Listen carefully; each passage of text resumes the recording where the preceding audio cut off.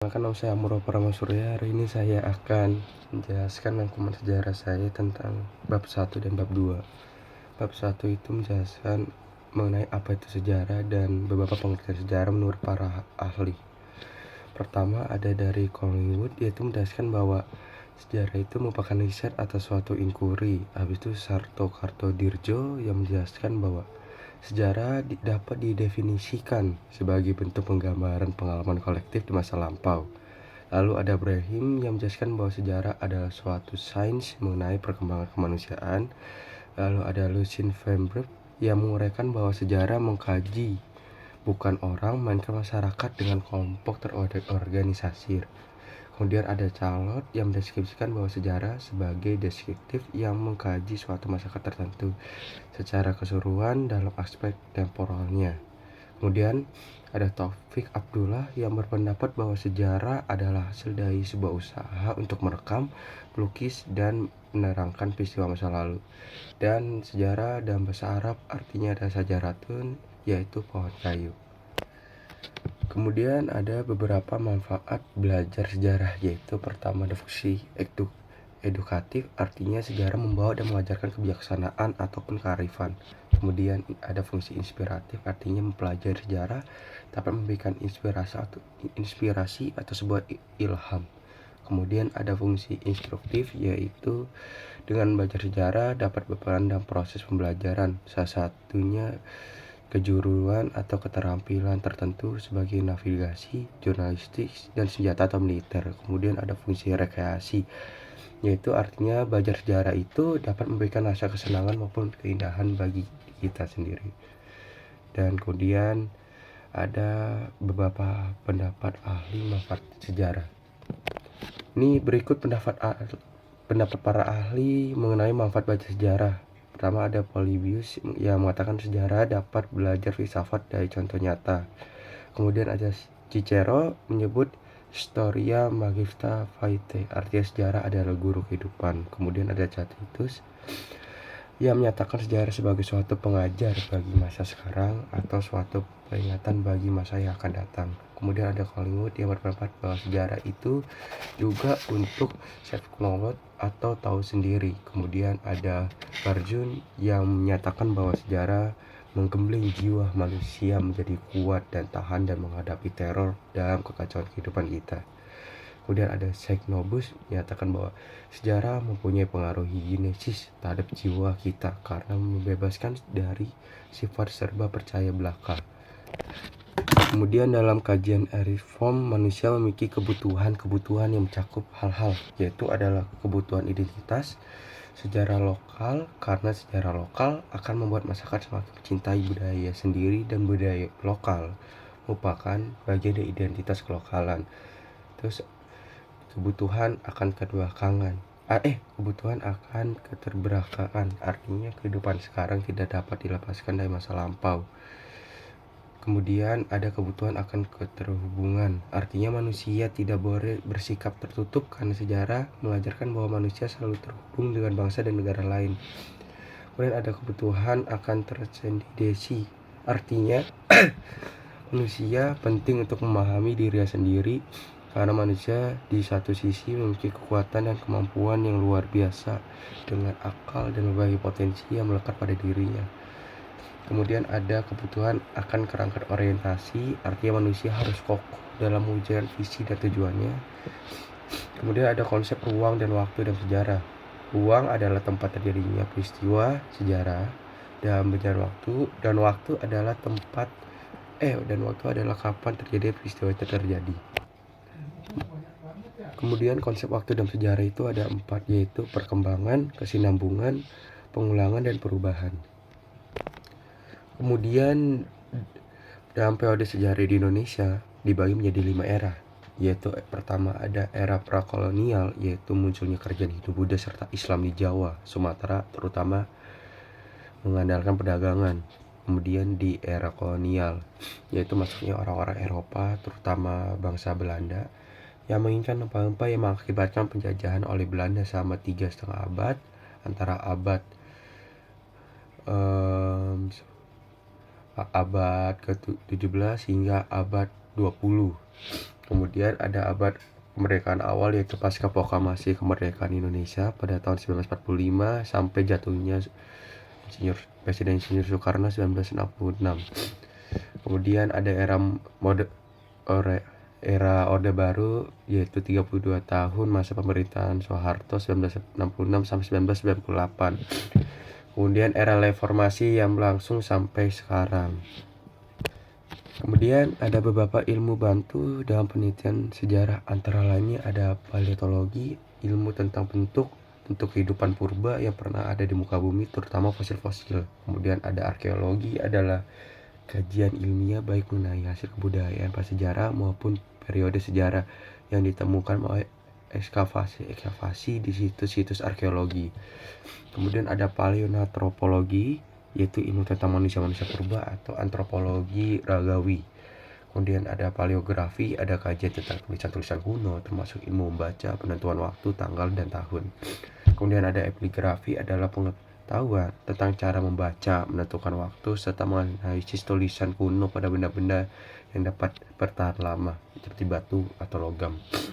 Kemudian ada ikonografi, adalah arca-arca atau patung-patung kuno sejak zaman prasejarah maupun sejarah.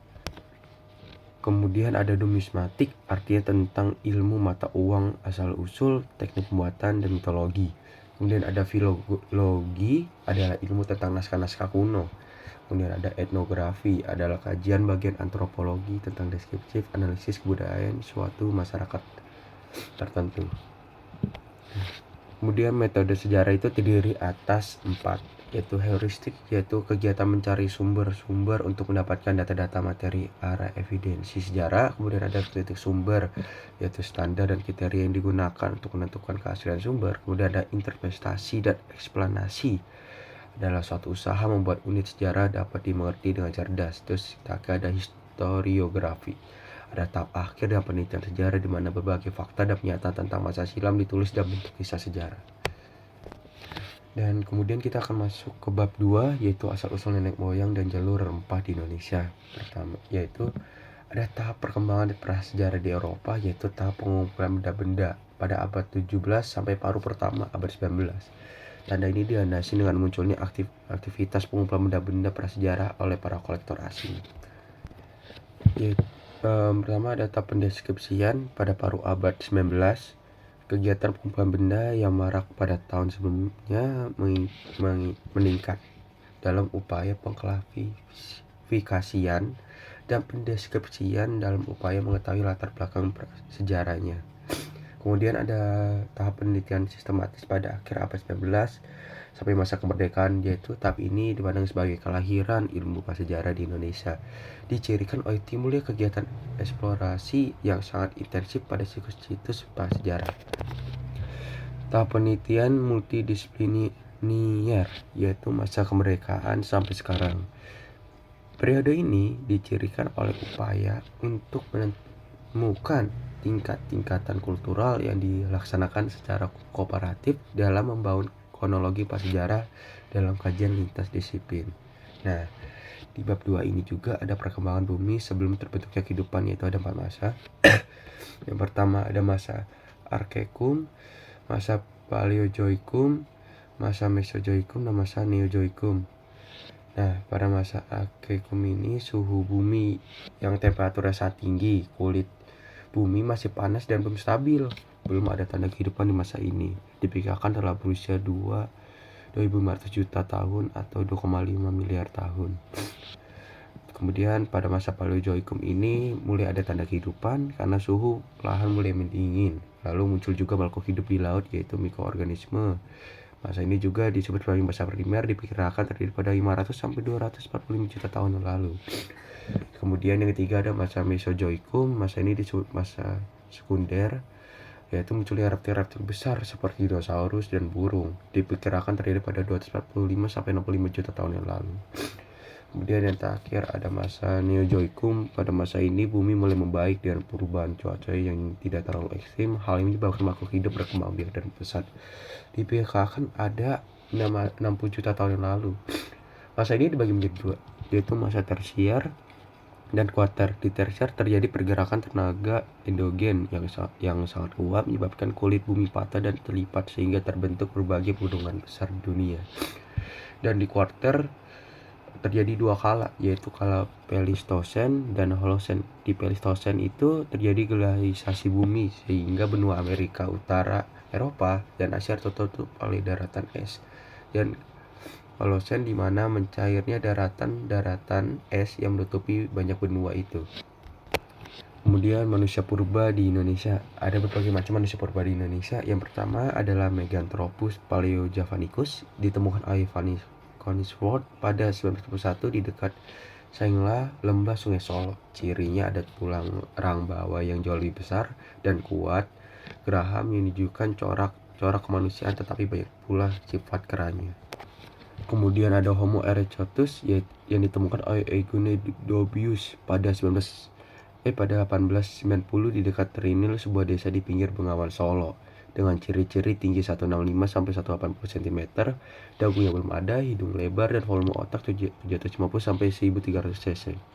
Kemudian ada Homo solonensis yang ditemukan juga oleh von Koenigswarth dan Weidenreich pada 1931 sampai 1934 di dekat Nandong, Lembah Bengawan Solo. Memiliki ciri volume otak 1000 sampai 1300 cc, tinggi badan sampai 165 hingga 180 cm. Kemudian ada Homo wajakensis ditemukan oleh Eugene Dobius pada 1899 di dekat Wajak Desa, tak jauh dari Tulungagung, Kediri, dengan ciri-ciri tinggi tubuhnya 130 sampai 210 cm dan berat badan 30 sampai 150 kg. Mukanya lebar dengan hidung yang masih lebar, mulut dan dahinya yang masih menonjol. Kemudian ada Homo mojokertensis yang ditemukan oleh J.H.R. von Koenigswarth juga di tahun 1936 sampai 1941 di daerah sepanjang lembah Kali Solo. Menemukan tengkorak anak-anak dari gigi tengkoraknya diperkirakan belum melebihi usia 5 tahun. Kemudian ada Homo florensinensis yang ditemukan oleh Peter Bond dan McJ Warwood. Memiliki ciri-ciri tinggi 1 meter dan berat kurang lebih 25 kg.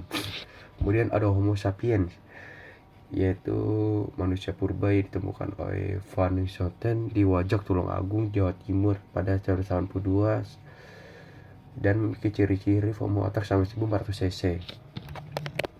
Nah, kita akan masuk mengenai persebaran penduduk di Nusantara dan penelitian dan pendapat dari para tokoh-tokoh seperti Robert van Helmholtz, Johann Hendrik Caspar Kamm, James Cook, Carl Schmitt, dan William Emerson. Lalu ada teori Yunan dan teori Nusantara. Ada juga jenis bangsa yang migrasi ke Indonesia, yaitu Austronesia, Proto-Melayu, dan Detro-Melayu. Perkembangan teknologi, kehidupan sosial, budaya masa prasejarah. Pertama ada masa berburu dan mengumpulkan makanan. Ini adalah awal kehidupan manusia purba. Mereka sering melakukan kegiatan berburuan untuk makanan seharian mereka. Kemudian ada masa bercocok tanam, yaitu inovasi teknologi pada masyarakat prasejarah, membawa dampak dan perkembangan budaya manusia tidak lagi menggantungkan hidupnya pada alam, tetapi mulai menguasai alam sekitarnya seperti berkebun dan berternak. Kemudian ada masa perundagian, disebut juga masa logam awal atau masa paleometalik, karena di zaman ini sudah menggunakan bahan logam. Kemudian ini ada itu perdagangan atau perkembangan jalur rempah di Indonesia, di Nusantara. Pertama ada pola perdagangan masa prasejarah Nusantara. Pada pola perdagangan prasejarah ini, walau masih dalam bentuk sederhana berupa barter, ini secara otomatis mereka melakukan karena mereka tidak mungkin menyediakan keperluan hidupnya sendiri. Kemudian ada pola perdagangan masa sejarah di Nusantara, yaitu beberapa abadi lamanya kerajaan-kerajaan di Nusantara secara ekonomis, kultural, dan politis telah terhubung satu sama lain. Hubungan itu didukung oleh perkembangan jaringan maritim sekaligus tunjangan kemajuan teknologi kapal, keahlian navigasi, dan suatu enterprise spirit yang besar. Dari situlah perdagangan rempah-rempah dimulai. Sekian dari saya tentang kesimpulan di bab 1 dan bab 2 sudah saya buat. Wassalamualaikum warahmatullahi wabarakatuh.